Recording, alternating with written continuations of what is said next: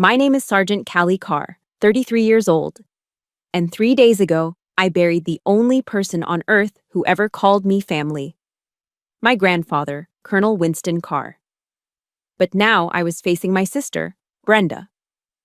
She slid a stack of papers across the desk toward me. Sign the transfer of Grandpa's assets, or I'll see you in court, you non-blood sister. Brenda's voice, sharp as shrapnel, echoed in the small office. When I remained silent, she smirked, a cruel, familiar twist of her lips. Don't play dumb. He may have been fond of you, but you were always the charity project he picked up. Blood is what matters. You have no claim here. Every word was a bullet, fired directly into a wound that hadn't even begun to heal. They thought my silence was fear. They were wrong. Before I tell my story, let me know where you're watching from in the comments, hit that like button, and subscribe if you've ever been made to feel like an outsider in the very home you gave your all to. This story is for you. The silence that followed her opening salvo was thick and suffocating.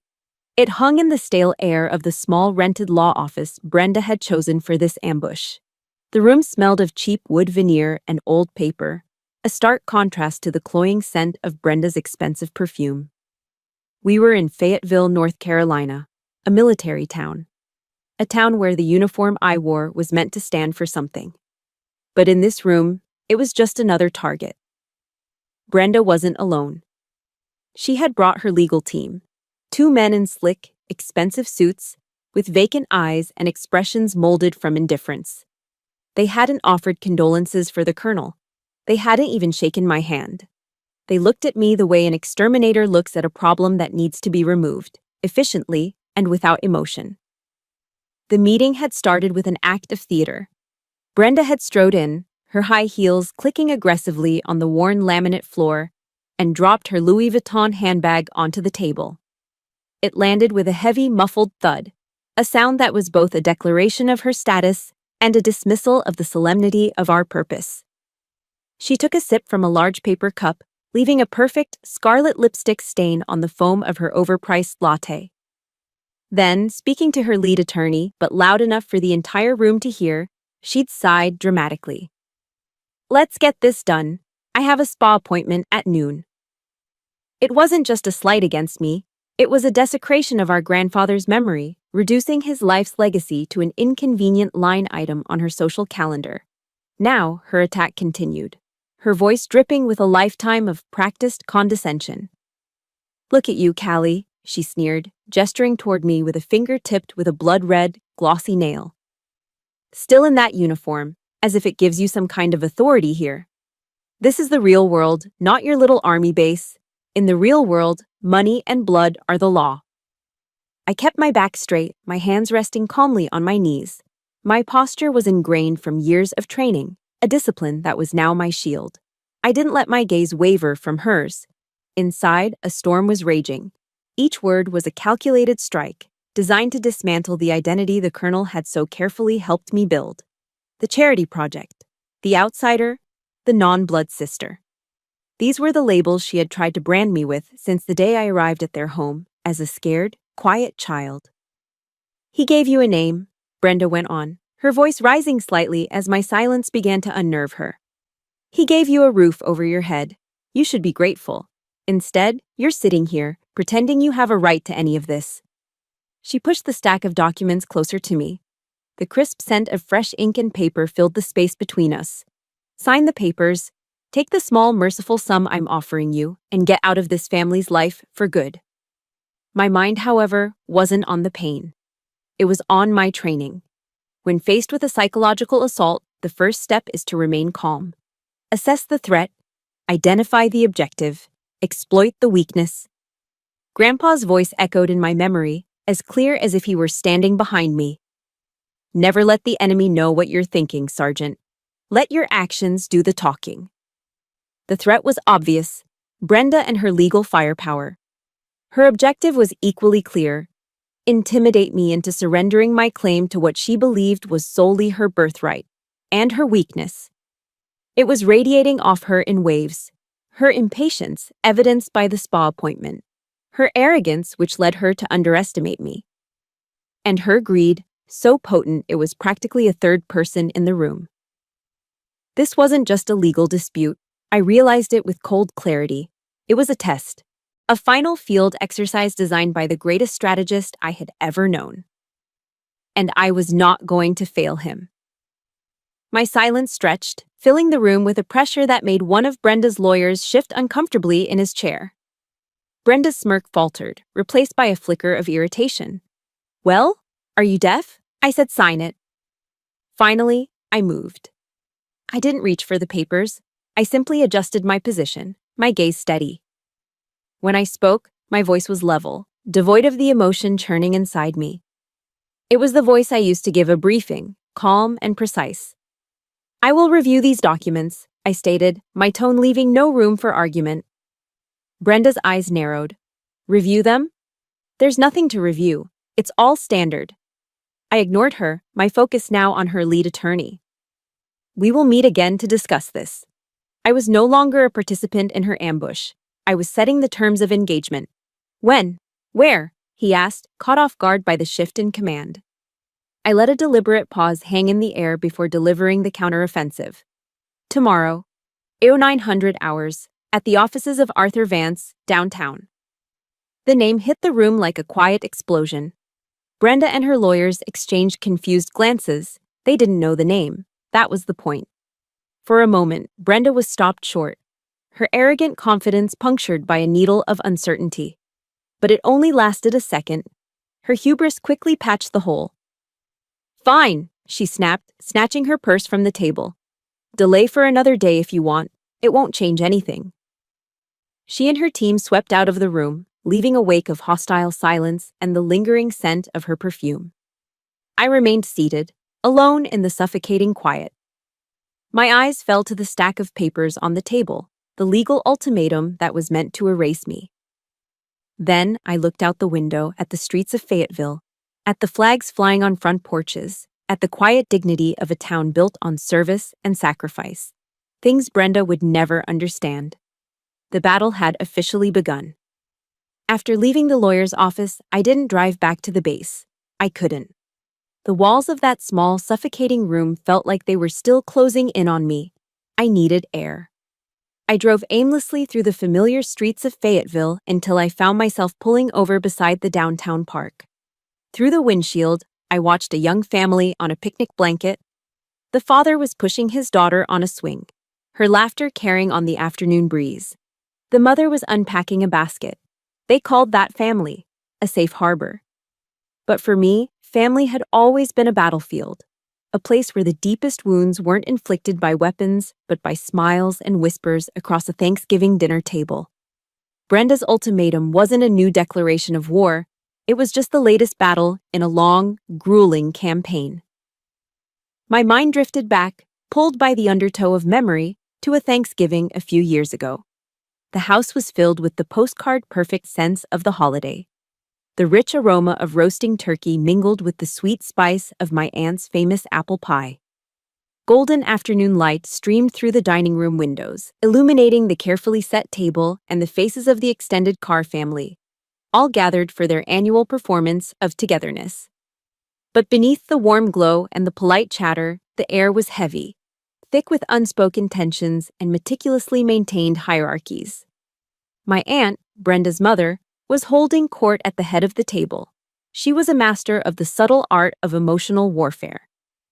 "Oh, Brenda," she gushed, her voice loud enough for everyone to hear. "That new interior design project you did for the Hendersons was just divine. You have such an artistic soul, a real passion." Brenda, basking in the praise, described the challenges of picking out throw pillows as if she were detailing a major military campaign. A little while later, a well-meaning cousin from out of town turned to me. "Callie, I heard you were promoted to sergeant. That's incredible. Congratulations." Before I could even say thank you, my aunt waved a dismissive hand, the diamonds on her fingers catching the light. "Oh, all that military business is so complicated," she said, cutting off the conversation.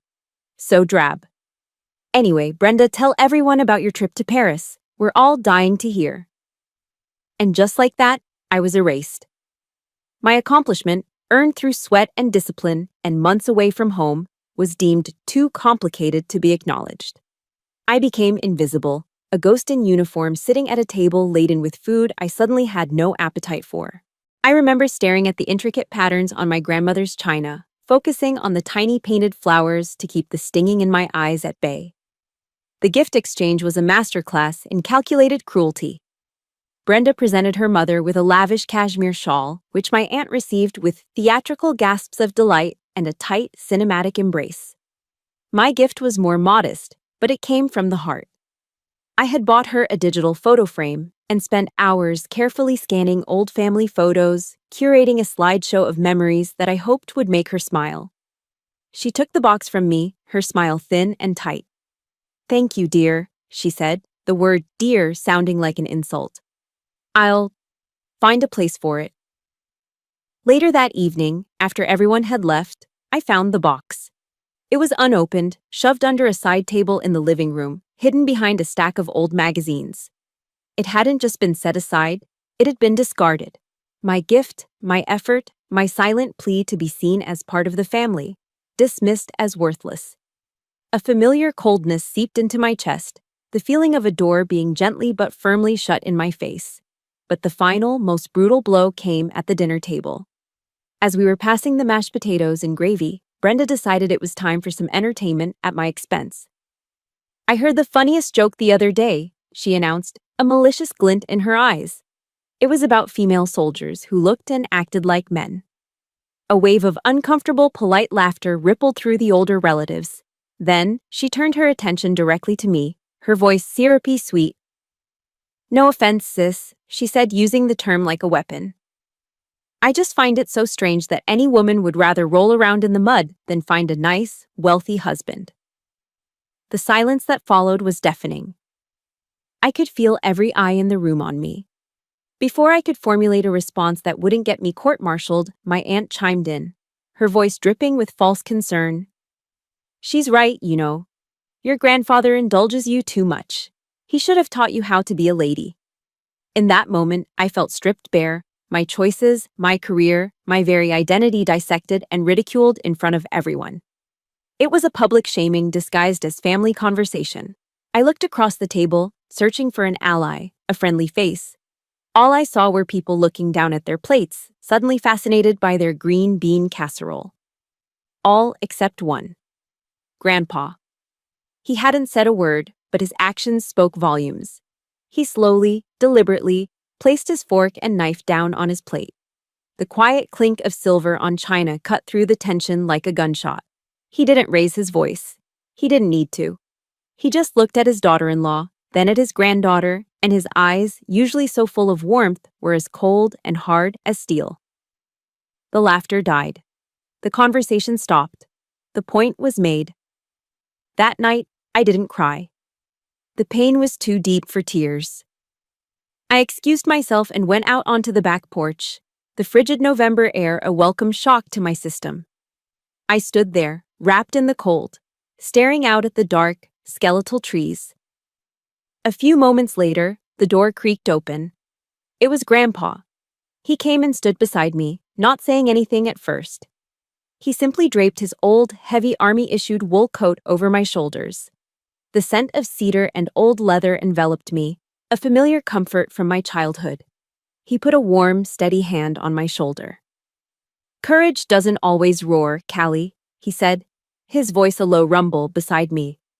"Sometimes courage is the quiet voice at the end of the day saying, 'I will try again tomorrow.' Don't you ever let them extinguish your fire." His words, his presence, that warm coat. It was everything.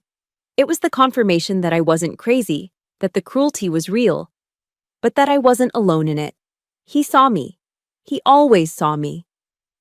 Standing there in the freezing dark, wrapped in the embrace of the only true family I had ever known, I found the strength to face another day.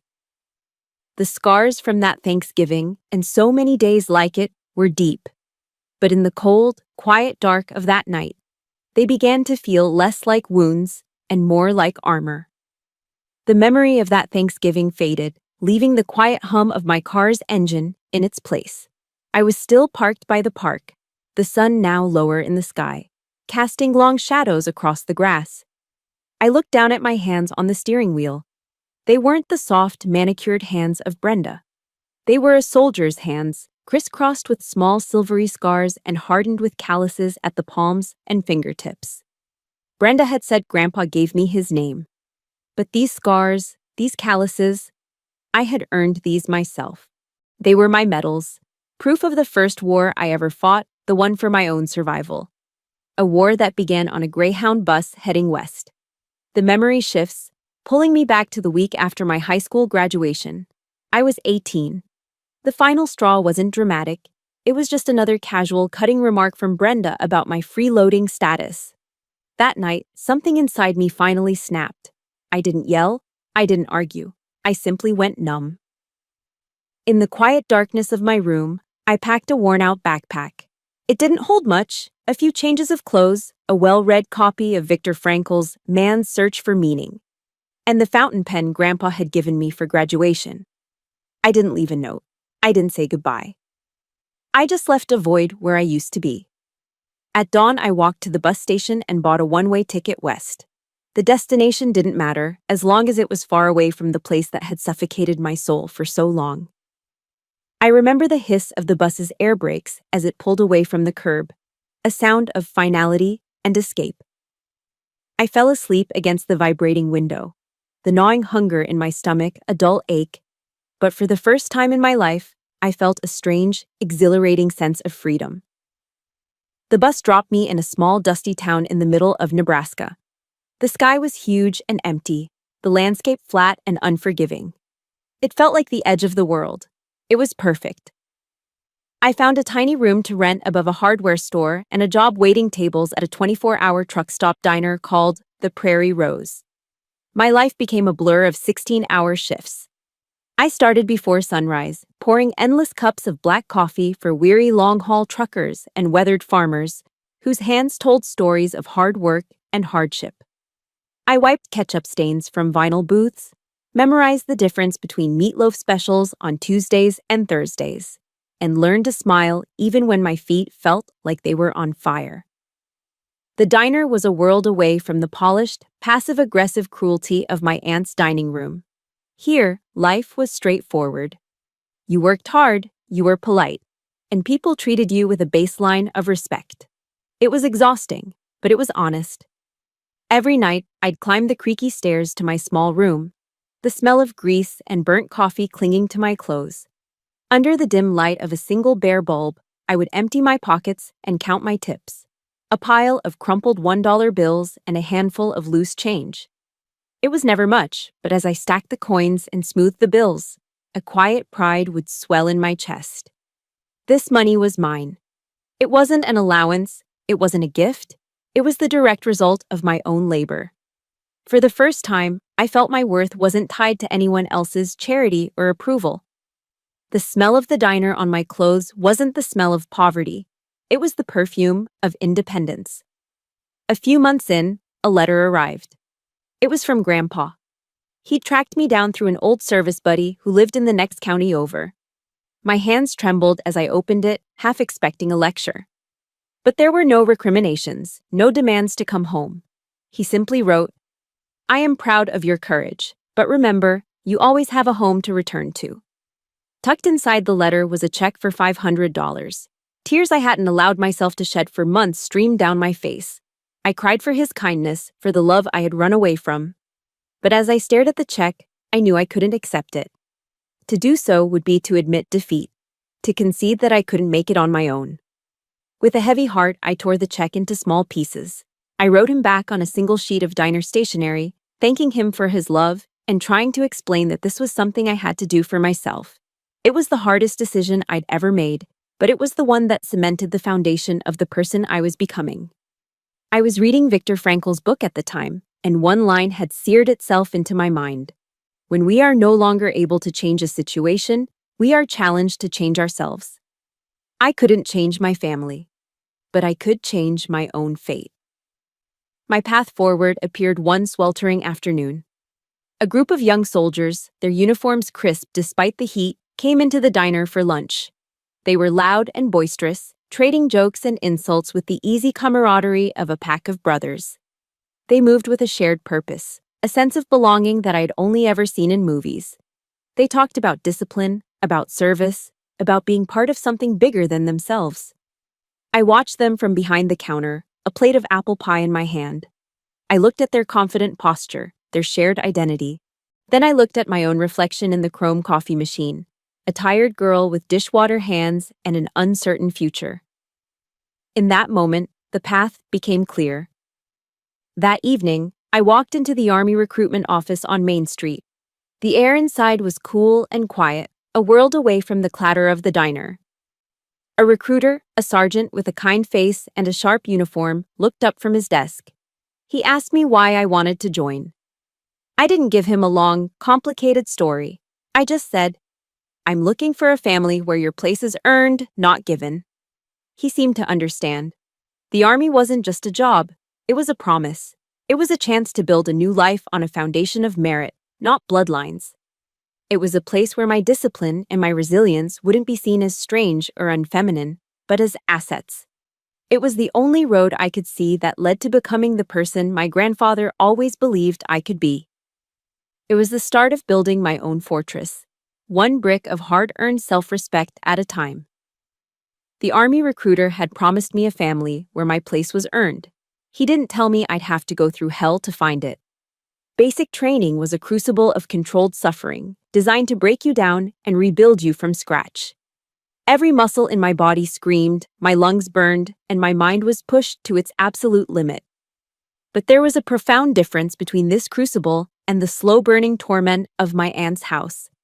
Here, the hardship had a purpose. Here, everyone suffered equally. There were no favorites, no bloodlines, just a shared struggle that forged bonds stronger than steel. At home, I was a shadow. Here, among the ranks, I found my footing. I remember one grueling forced march under the relentless South Carolina sun. We were 10 miles in, weighed down by full packs, and my ankle twisted on a loose rock. A sharp, white-hot pain shot up my leg, and I went down hard. For a second, lying there in the dirt, the taste of dust and failure in my mouth, the old voices came back. Brenda's sneering, my aunt's dismissal. Useless, not good enough. The thought of quitting, of just lying there, was a seductive whisper. But then, a hand was on my arm. It was a fellow recruit, a small, wiry girl from the Bronx named Diaz. She was breathing just as hard as I was, sweat stinging her eyes, but her grip was firm. "Get up, Car," she grunted, pulling me to my feet. She slung my arm over her shoulder, taking on part of my weight. "Come on." We finished together. We limped across the finish line, second to last, our uniforms soaked through, our bodies shaking with exhaustion. But we had finished. Together. As I stood there, leaning on Diaz, my tears mixed with the sweat and grime on my face. But these weren't the silent, lonely tears of Thanksgivings past. They were tears of gratitude. For the first time in my life, when I had fallen, someone had turned back for me. That spirit, the unbreakable ethos of "leave no one behind," became the cornerstone of my new life. It wasn't just a slogan, it was a way of being. I saw it in the way soldiers shared the last of their water on a training exercise, the way they'd cover a shift for a buddy whose kid was sick, the way they'd sit in silence with someone who'd just received bad news from home. This new definition of family was never clearer than during my first Thanksgiving deployed overseas. We were stationed at a forward operating base in Germany, a world away from home. A heavy sense of homesickness had settled over the entire platoon. The holidays are always the toughest part of a deployment. Instead of letting us wallow, our platoon sergeant, a big, tough-as-nails African-American man named First Sergeant Jackson, decided we were going to have our own feast. He organized a potluck in the common area. It wasn't fancy. We ate off paper plates and sat on overturned supply crates. But it was real. Jackson, using a makeshift deep fryer, made his mom's famous Southern fried chicken.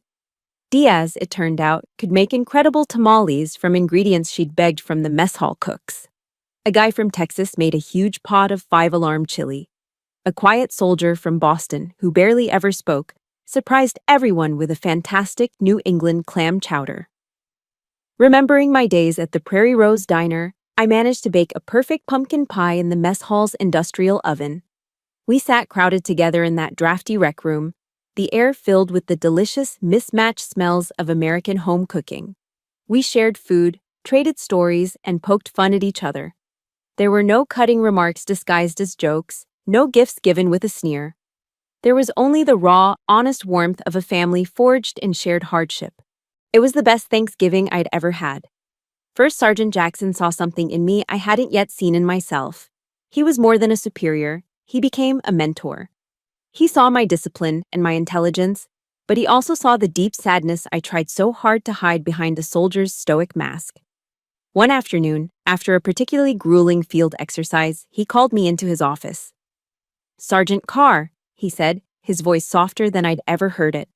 "I don't know what you've been through in your life, but I see it in the way you push yourself twice as hard as everyone else, like you're constantly trying to prove you belong here." He leaned forward, his gaze direct and kind. "You don't have to prove anything. Not anymore. You do your job, you do it well, and you've earned your place. We've got your six." His simple words of acceptance, of unconditional validation, cracked the defensive wall I had spent a lifetime building. He saw my effort not as a sign of desperation, but as a mark of my character. He was telling me I was home. My bond with Grandpa deepened too, through crackling long-distance phone calls and carefully written letters. We didn't waste time on small talk. We discussed strategy, geopolitics, and articles from The Economist that he'd clip and mail to me. Our relationship was a meeting of minds, a shared respect that transcended blood. It was during one of those calls that the old world and the new one collided. Brenda, on a rare visit to see Grandpa, overheard us discussing tactical logistics. A few hours later, my phone rang. It was her. "What do you think you're doing?" she hissed, her voice venomous. "Trying to win him over with all that boring war talk? He's an old man, Callie. His mind is going. Don't you dare try to take advantage of him." Her words were meant to hurt, to plant a seed of doubt and guilt. But instead, they had the opposite effect. For the first time, I didn't feel a sting of pain. I felt a surge of clarity. Brenda wasn't just greedy. She was afraid, terrified. She was afraid that a bond built on mutual respect and intellectual connection was infinitely stronger than a flimsy claim based on shared DNA. She knew she was losing the war for our grandfather's legacy, and she had just revealed her own desperate, tactical weakness. The fight wasn't just about money, it was about worth. And for the first time, I knew, without a doubt, that I had it. I had seen Brenda's weakness, that flicker of fear in her eyes during our last phone call. I just hadn't anticipated that she would mobilize the entire family as a weapon to protect it. The psychological warfare began subtly, a few years before Grandpa passed. It started not with a shout, but with a voice dripping honeyed poison. My aunt, Brenda's mother, began calling me at the base. Her tone was always saccharine, full of feigned warmth that never quite reached her eyes. "Callie, darling," she'd begin, her voice smooth as silk. "I know how much you love your grandfather, and he just adores talking to you. But he's getting older now, you know. All this talk about politics and military strategy, it gets him so worked up. It's just not good for his heart." I recognized the tactic instantly. She was playing the part of the concerned, dutiful daughter-in-law, but her objective was clear: to isolate me from my only ally, to cut my supply line. "You should let him rest, dear," she continued, her voice laced with the kind of condescending sweetness that sets your teeth on edge. "Let Brenda and the family handle things here. You just focus on your work." It was a command disguised as a loving suggestion, a velvet glove hiding an iron fist. I would politely thank her for her concern and hang up, the phone feeling cold in my hand. When that didn't work, when Grandpa and I continued our calls, Brenda escalated to phase 2. I began to think of it as the deployment of the flying monkeys. Relatives I hadn't spoken to in years, suddenly filled with an urgent need to offer me unsolicited advice. An uncle from Florida called, then a cousin from Oregon. They all followed the same script, their words clearly fed to them by Brenda. "Callie," my uncle would say, his voice thick with false sincerity. "We're hearing there's some misunderstanding in the family. You know Brenda just loves you to pieces. You're a soldier. You understand sacrifice? Sometimes we have to make sacrifices for the greater good of the family." They painted Brenda's greed as a noble cause, the greater good of the family, and my fight for self-respect as a selfish, disruptive act. It was a coordinated campaign designed to wear me down, to make me question my own reality. I recognized it for what it was, a classic psychological operation. My training in SEER, survival, evasion, resistance, and escape, had taught me to identify these tactics when used by an enemy. Isolation, psychological pressure, exploitation of weakness. I never imagined I'd be using that training to analyze my own family. I'd listen patiently, offer a non-committal, "Thank you for your concern, uncle," and end the call. But the most vicious, most desperate attack came when Grandpa's health finally began to decline. It was nothing critical at first, just a precautionary hospital stay for some routine tests. For Brenda, it was a golden opportunity. I was in my barracks room overseas, reviewing after-action reports, when my phone buzzed with a text message. It was from her. There was no text, just a photo. It was a picture of Grandpa, asleep in a hospital bed. The lighting was harsh, making his skin look pale and waxy. He looked frail, tired, and vulnerable. My heart seized in my chest. Before I could even process the image, a second message came through. "He keeps asking for you. The doctor says he needs to avoid all stress.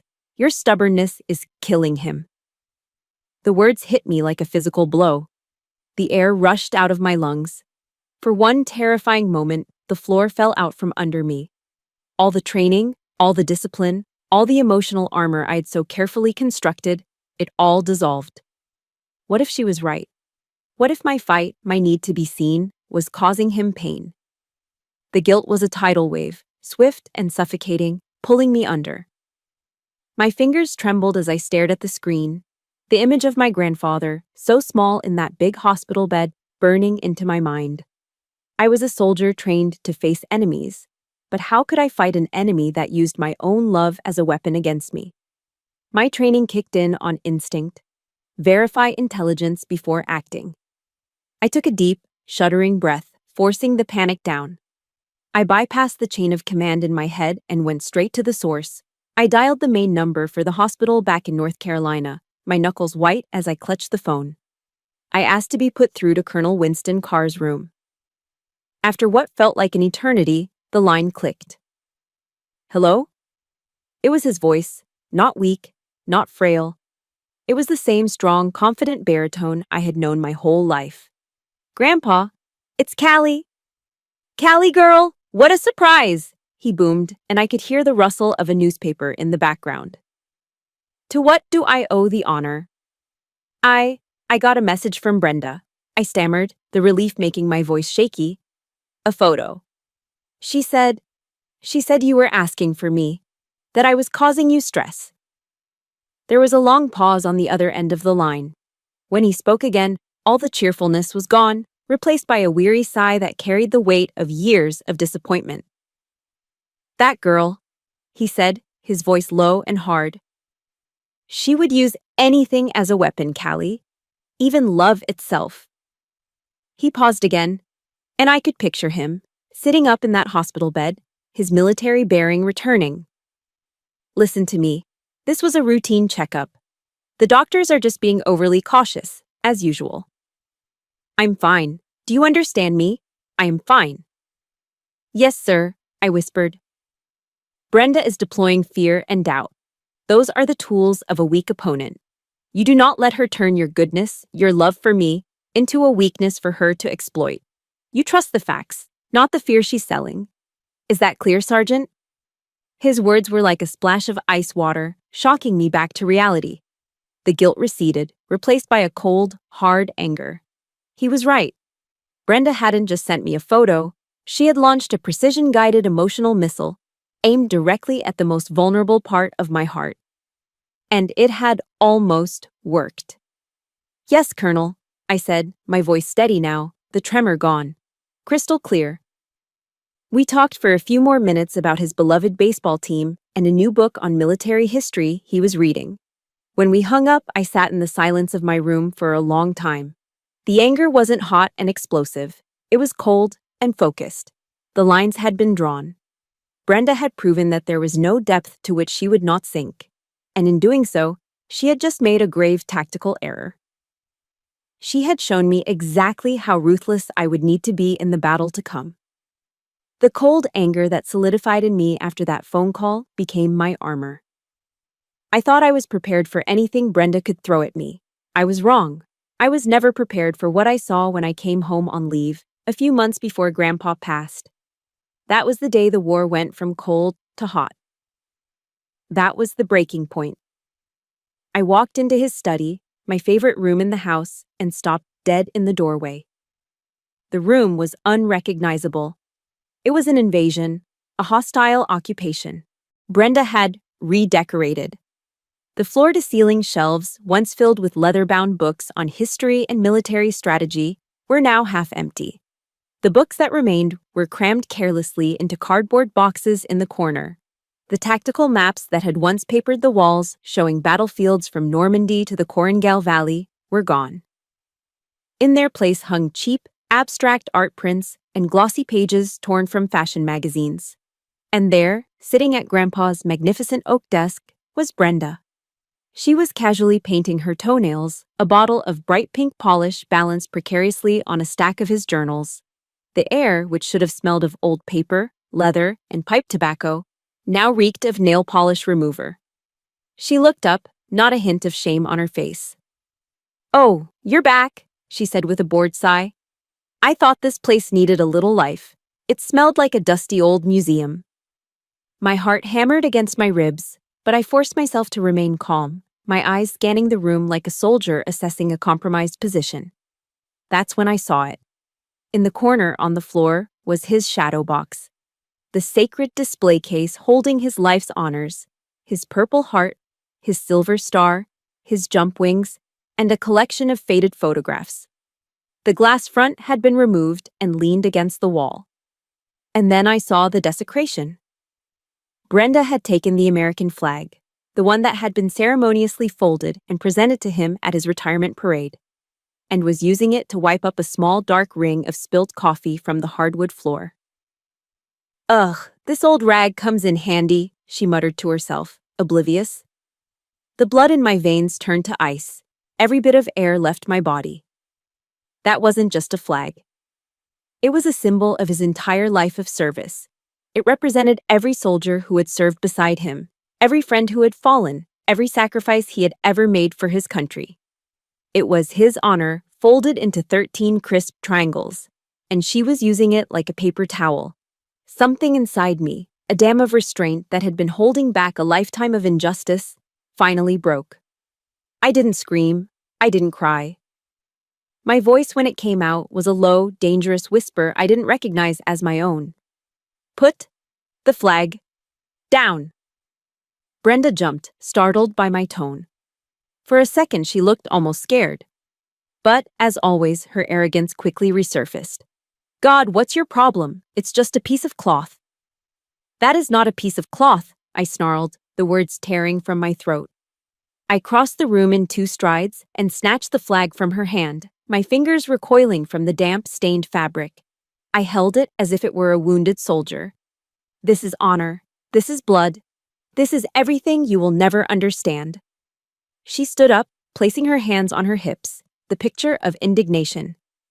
"Oh, here we go. Little Miss Soldier is going to lecture me on patriotism? This is my house, Callie. My family's house. You have no right to give orders here." That was it. That was the final, unforgivable straw. All the years of being ignored, of being belittled, of being treated like a second-class citizen in my own home, coalesced into a single point of cold, diamond-hard clarity. I looked her dead in the eye. "You don't have a family, Brenda," I said, my voice quiet but shaking with the force of my conviction. "You have business arrangements, and as of this moment, my arrangement with you is terminated." I turned and walked out, leaving her standing there, stunned into silence for the first time in her life. That night, After I had carefully refolded the flag and respectfully placed it back in its case, I went to Grandpa. He was sitting on the porch, watching the stars come out. I told him everything. I told him about the study, the books, the flag. I didn't cry, but my voice trembled as I spoke. He listened in complete silence, his jaw tight. When I finished, he didn't offer words of comfort. He just reached out and took my hand, his grip surprisingly strong. His old eyes, still sharp and clear, met mine in the dim twilight. And in them, I saw not sadness, but a firm, unshakable resolve. "It's time, Callie," he said, his voice the calm, steady tone of a commander giving a final briefing. "It's time to execute the final campaign." It wasn't a suggestion. It wasn't a lament. It was an order. And I, a soldier, accepted my mission. If you believe that there are lines that should never be crossed, especially when it comes to honoring those we love, please hit that like button. And tell me in the comments, just type, "I stand with Callie," to let me know you're here with me on this. In that moment, standing on the porch with my grandfather, every last shred of hope for a peaceful resolution, every lingering fantasy of having a real family with these people, evaporated into the night air. There was no more confusion, no more doubt. There was only the mission ahead. My grandfather was a student of history, a disciple of the great military strategists. He admired Dwight D. Eisenhower, not just for his victories, but for his meticulous planning. "Plans are useless," he loved to quote, "but planning is indispensable." After the incident with the flag, I learned just how indispensable his planning had been. That night on the porch, when he gave me the order to execute the final campaign, he wasn't speaking in metaphors. He was giving me a direct command. The tiredness seemed to fall away from him. The weight of his age was replaced by the familiar, electrifying energy of a commander before a major operation. He led me down to the basement, to a steel door I'd never seen opened. Behind it was a small windowless room he had built years ago. It wasn't a man cave or a workshop. It was a war room. A large whiteboard dominated one wall, covered in complex financial flowcharts and legal structures. On a reinforced table sat a secure satellite phone and a laptop shielded from electronic eavesdropping. This was his private command center. "Welcome to headquarters, Sergeant," he said, his voice crisp and clear. He pointed to a series of numbers written in red marker on the whiteboard. "This is the intelligence report. In the last 6 months, your aunt has called me 12 times. The subject of every call was a request for money. Brenda has called 27 times for the same purpose. You," he said, tapping a final number, "have called 43 times. And every single time it was to ask if I needed anything." He looked at me, his eyes sharp. "The numbers don't lie, Callie. They reveal character." He then unlatched a heavy leather briefcase on the table. Inside were 2 thick folders, each stamped with a single word in bold red ink, "Confidential." He slid the first one across the table to me. It was a complete intelligence dossier on Brenda. It contained her credit card statements, detailing a lifestyle of extravagant waste. Spa days, designer clothes, expensive vacations she couldn't afford. It included printouts of emails to her friends, bragging about the massive inheritance she was about to receive. It even had transcripts of text messages she'd sent, complaining about having to babysit the senile old man. Then he handed me the second folder. It was my file. Inside were the handwritten letters I'd sent him from every duty station, the geopolitical analyses I'd written for him, and, to my surprise, copies of thank you notes from several veterans' charities I had been donating to anonymously for years. "This is our ammunition," Grandpa said, his voice low and serious. "The truth, unvarnished and undeniable."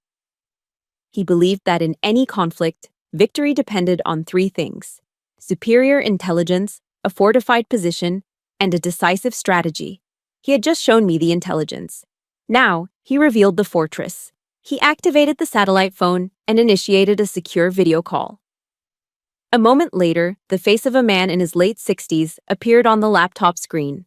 He had a neatly trimmed silver beard, sharp blue eyes, and wore a perfectly tailored suit. He sat in a wood-paneled office, an entire wall of leather-bound law books behind him. Arthur, my grandfather said warmly. Good to see you. And you, Winston, the man replied, his accent crisp and British. Arthur, I'd like to introduce you to our new commanding officer, Grandpa said, gesturing to me. The man on the screen, Arthur Vance, nodded at me with a look of profound respect. Sergeant Carr, it is an honor.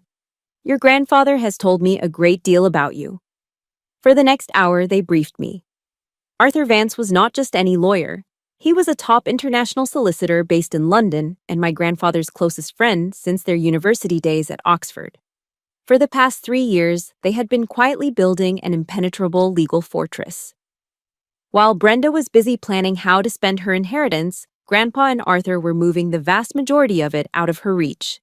The portfolio was staggering. It wasn't just the house and some stocks.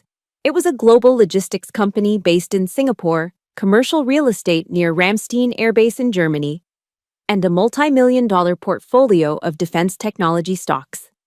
One by one, asset by asset, they had legally transferred ownership from my grandfather's name into a series of irrevocable trusts in Switzerland and Singapore. Trusts that named me as the sole controller and beneficiary. The inheritance battle Brenda was planning to fight had already been fought and won 3 years ago, in complete secrecy. After Arthur signed off, Grandpa closed the laptop. He looked at me, his expression a mixture of a commander's steel and a grandfather's love. Now, for the final test, he said. The strategy. I am leaving all of my domestic assets, the house, the U.S. stocks, everything, to Brenda in my will. It's a substantial amount, enough to make her feel like she's won. He paused, letting the words sink in. Her greed will blind her. She will assume that's everything, and she will still come after you for what she perceives as your smaller share. She will attack. He leaned forward, his eyes locking onto mine. And when she does, that is when you reveal our fortified position. That is when you spring the trap. But you must do it correctly. No pity, no anger. You will be cold, professional. You will conduct yourself like a soldier, delivering an after-action report. He reached across the table and placed his hand over mine. His skin was thin and wrinkled, but his grip was strong. You won't just be inheriting my assets, Callie, he said, his voice thick with emotion for the first time. You will be inheriting my legacy, a legacy of honor. Protect it. It wasn't a dying man's last wish. It was a transfer of command. It was the ultimate validation, the absolute trust he had placed in me his entire life, now made tangible. I straightened my back and stood up. Yes, sir, I said, my voice clear and steady. Understood, Colonel. The memory faded, and I was back in the present, sitting in my quiet car outside the lawyer's office in Fayetteville. The briefing was over. The planning was complete. Now, it was time to execute. I pulled out my phone, my fingers steady as I found the international number in my contacts. It rang twice before a familiar, precise British voice answered. Vance? Mr. Vance, I said, my voice as cool and professional as I could make it. Sergeant Carr here. I took a final deep breath. Operation Legacy is a go. White hour is 0900 tomorrow. The battlefield had changed. Yesterday, it had been a cramped, low-rent office smelling of desperation. Today, it was the top-floor conference room of Arthur Vance's downtown law firm. The air here smelled of old money, oak polish, and the quiet authority of leather-bound legal texts that lined the walls. It was a room built for power plays, and today, I was no longer on the defensive. At 8:55, Arthur and I were already seated at the massive mahogany table. I wore my dress uniform, the fabric crisp, the brass on my lapels gleaming under the recessed lighting. I sat perfectly still, my hands folded on the table in front of me, my expression neutral. At precisely 0900, the door opened. Brenda swept in, flanked by her 4-man legal team. She was dressed for victory in a bright red power suit, her confidence practically vibrating off her. She looked like she was arriving to accept an award. Her lawyers, smelling blood in the water, arranged themselves around her like a protective phalanx. Brenda shot a triumphant, pitying look at me. Ready to sign, little sister, she purred, her voice echoing slightly in the cavernous room. Arthur Vance, who had been silently observing, didn't even bother with greetings. He simply tapped a pen on the folder in front of him, drawing all attention. "Good morning," he began, his voice as cool and precise as a surgeon's scalpel. "We are here to clarify the final terms regarding the estate of the late Colonel Winston Carr." He let the formal title hang in the air for a moment before proceeding. This was the first volley. He began by giving Brenda exactly what she came for. "As stipulated in the Colonel's last will and testament," Arthur stated, his British accent making every word sound like a final judgment. "The entirety of his domestic assets, including real estate, US-based equities, and all personal effects, estimated at a value of approximately $4.2 million after taxes and fees, are bequeathed to his granddaughter, Mrs. Brenda Wallace." A wave of pure, unadulterated triumph washed over Brenda's face. She shot me a look so sharp with mockery and vindication it was almost comical. She even allowed herself a small, victorious smile, leaning back in her chair as if the matter was settled. Her lead lawyer nodded curtly, a predator satisfied with the kill. Arthur didn't pause. He continued in the same flat, procedural tone. "However, for the sake of full transparency, it must be noted that these domestic assets represent approximately 20% of the Colonel's total net worth at the time of their transfer." Silence. The word transfer landed like a grenade in the center of the room. The victorious smirk on Brenda's face froze, then cracked. Her lawyer leaned forward, his eyes narrowed. "I'm sorry, what was that? 20%? What transfer?" The trap was sprung. One of Brenda's other lawyers, a younger, more aggressive man, jumped to his feet. "What international assets? We'll sue. My client is the sole blood heir. We will contest any and all external claims." Arthur Vance merely offered a slight, almost imperceptible shrug. "You are welcome to try. Though you may find it difficult, given that the international assets in question, which include a logistics and shipping corporation in Singapore, commercial real estate adjacent to Ramstein Air Base in Germany, and a considerable portfolio of international defense technology stocks, have not been the legal property of Colonel Carr for the past 3 years." He let that sink in before delivering the second, more devastating blow. They were, in fact, legally and irrevocably transferred into a series of trusts domiciled in Switzerland and Singapore, trusts which are under the sole and exclusive control of Sergeant Callie Carr. With a quiet, deliberate movement, Arthur pushed a stack of documents, nearly 6 inches thick and bound in blue legal covers, across the mahogany table. It slid to a stop directly in front of Brenda's lead counsel. "Every transfer is here, authenticated, notarized by international bodies, and entirely beyond the reach of U.S. probate court." The lead lawyer stared at the documents as if they were a coiled snake. Brenda's face had gone from triumphant to confused to utterly shocked.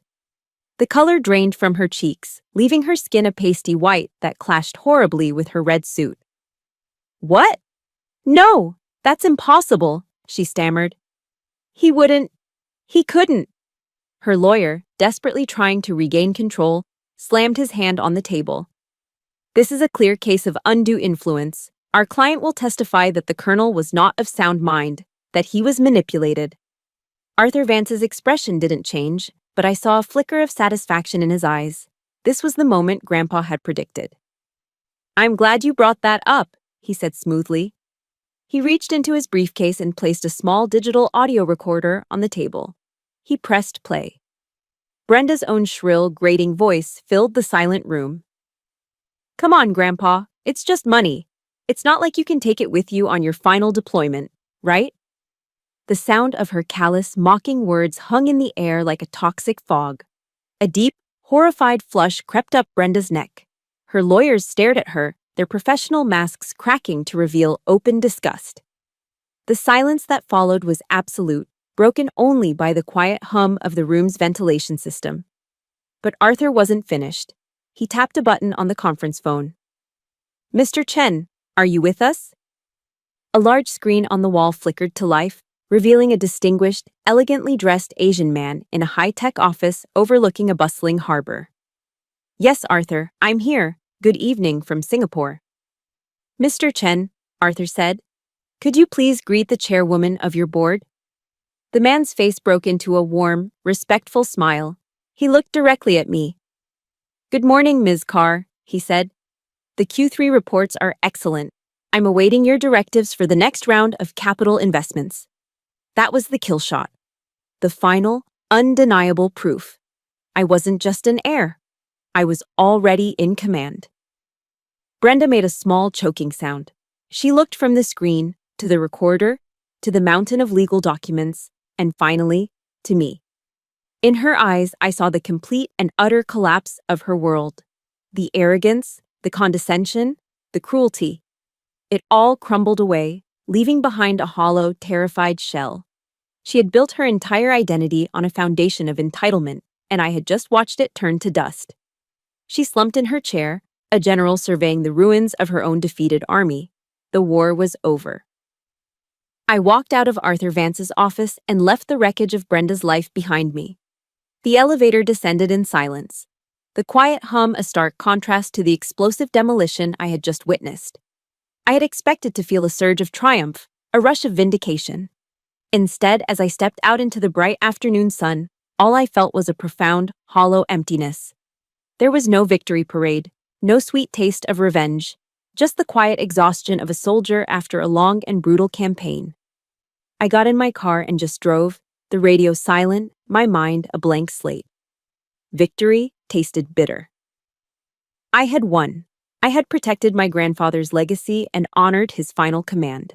But in doing so, I'd also been forced to detonate the last, fragile illusion of what I once called my family. And in that moment, I understood a hard truth. In a war like this, no one really wins. The days that followed were filled with the predictable aftershocks. My phone became a battlefield of its own. First came the barrage from Brenda. The initial texts were a volley of pure, venomous rage. "You're a monster, a snake. You stole everything from me." Then, as the reality of her situation and the size of her legal bills set in, the tone shifted to desperate, pathetic pleading. "Callie, please, we're family. Just call it off. I'm begging you." Finally, after weeks of unanswered messages, came the silence. I never responded. Not out of cruelty, but out of self-preservation. I knew that any engagement, any reply, would be seen as an opening, an invitation to pull me right back into the toxic vortex I had just escaped. Establishing a boundary meant holding the line, no matter what. Then came the flying monkeys, the same relatives who had called to pressure me before, now mobilized for a new mission. Their calls were no longer filled with false concern, but with outright condemnation. My uncle from Florida, the one who had lectured me on sacrifice, now accused me of being cold-hearted and ungrateful. My cousin from Oregon left a tearful voicemail about how I had torn the family apart. It was painfully clear. Their loyalty had never been to family, only to power and money. Now that the balance of power had shifted, they were simply attacking the new authority. I blocked their numbers, one by one. Meanwhile, Brenda was doing exactly what Grandpa had predicted. Blinded by greed and goaded on by her lawyers, she launched a series of hopeless, wildly expensive legal challenges against the international trusts. It was a war of attrition she was destined to lose. Over the next 6 months, I received quiet updates from Arthur Vance. Brenda burned through the entirety of her $4.2 million inheritance, feeding it into a bonfire of legal fees across 3 different countries. She hadn't just lost the fortune she never knew existed. She had squandered the one Grandpa had deliberately left for her. She lost everything. The house, the cars, the fair-weather friends, and finally, her reputation. That whole time, I drove. On a long weekend, I found myself heading north on I-95 without a real destination in mind. My car just seemed to know where to go. Hours later, I was in Washington, D.C., pulling through the gates of Arlington National Cemetery. I walked through the endless, silent rows of white headstones, the quiet dignity of the place a soothing balm on my frayed soul. I found his grave, a simple stone identical to all the others, marked only by his name, rank, and the dates of his life. I stood before it, not as a victorious commander, but as a tired soldier reporting back. "I did it, Grandpa," I whispered to the quiet air. I protected your legacy. But what now? The only answer was the gentle rustling of leaves in the old oak trees.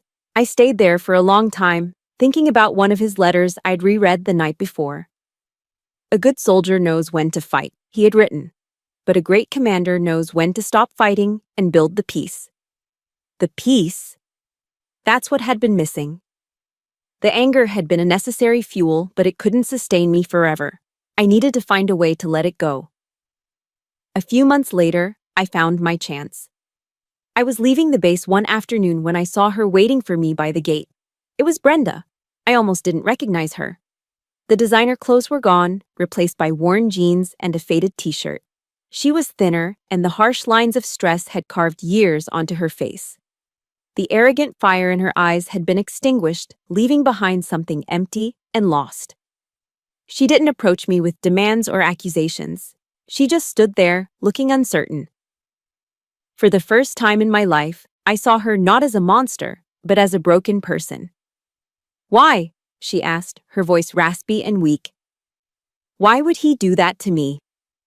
I looked at her, and the last embers of my anger finally died out, replaced by a profound, aching sadness. "He didn't do anything to you, Brenda," I said, my voice gentle. "He just gave you a mirror, and you didn't like the reflection you saw." I could have said more.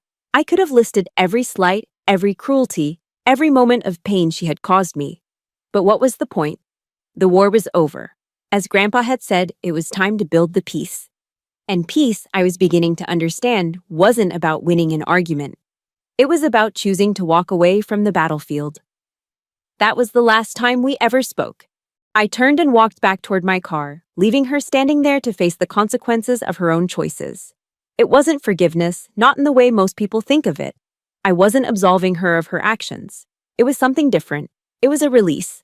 I was finally and completely letting her go. And in doing so, I was freeing myself. A year after my final quiet encounter with Brenda, I found myself back in Arthur Vance's London office.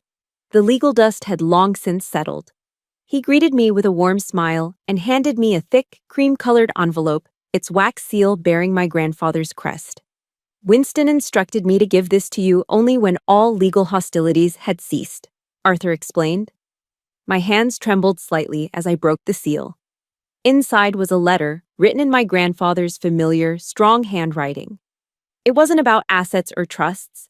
It was about his final strategy, his true endgame. "My dearest Callie," it began. "If you are reading this, it means you have successfully completed your mission. But I must confess, the mission was never about defeating Brenda. My goal was not to destroy her, but to break her. Sometimes a thing must be broken down to its foundations before it can be rebuilt the right way." He went on to explain. He had foreseen her self-destruction, and he had planned for it. He had established one last, small, separate trust. A $50,000 lifeline, as he called it. It was for Brenda.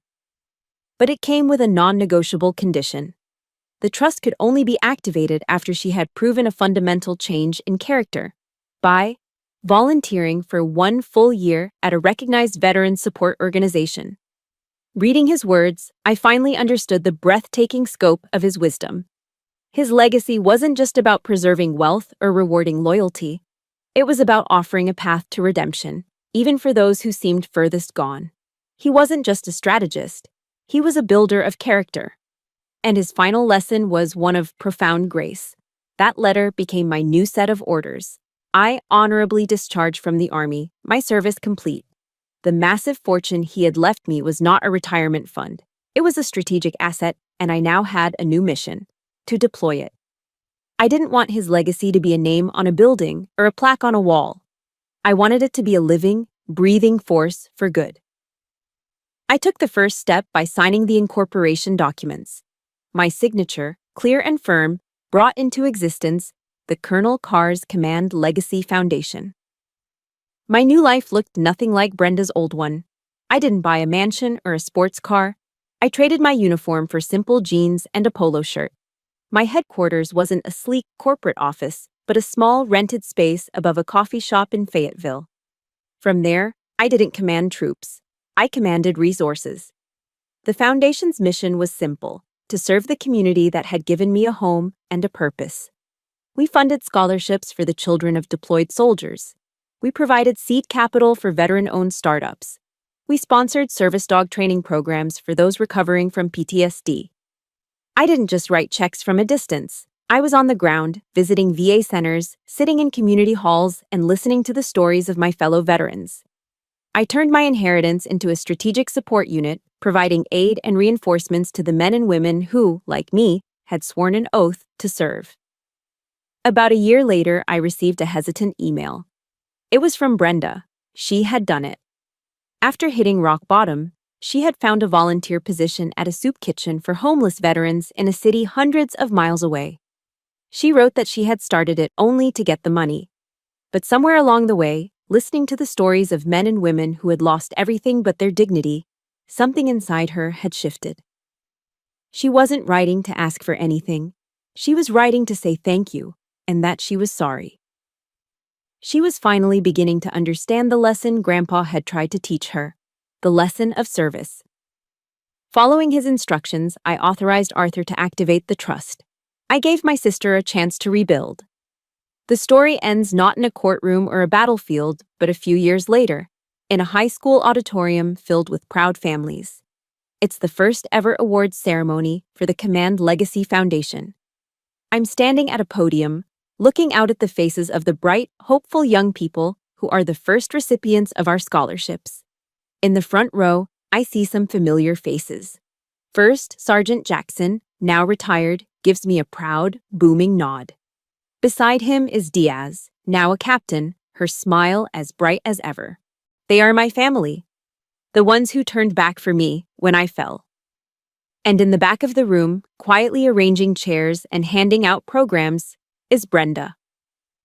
She is no longer the brittle, angry woman I once knew. There is a quiet competence about her, a peace in her eyes I've never seen before. Our relationship will never be what it once wasn't, but a new, fragile respect has grown in the space between us, an understanding. I tap the microphone and begin my speech, ending it with the words my grandfather had left for me, the true inheritance. My grandfather taught me that family is not defined by blood, I say, my voice clear and strong, resonating through the hopeful silence of the room. It is defined by loyalty. It is built on respect. And it is proven, always, by service. As I look out at the crowd, at the young scholarship winners, at my brothers and sisters in arms, at the woman in the back who was finally learning what it meant to serve, I know that the Colonel's final campaign was a complete success. His legacy wasn't just protected, it was alive, it was growing, and a new, self-made sunrise was just beginning. If you believe in the power of turning pain into purpose, and if you want to hear more stories of strength, resilience, and justice, please subscribe to this channel. Press the like button if my story resonated with you, and I would be honored if you would share one simple thing in the comments below. The one word you hope defines your legacy. Thank you for being here. Be well.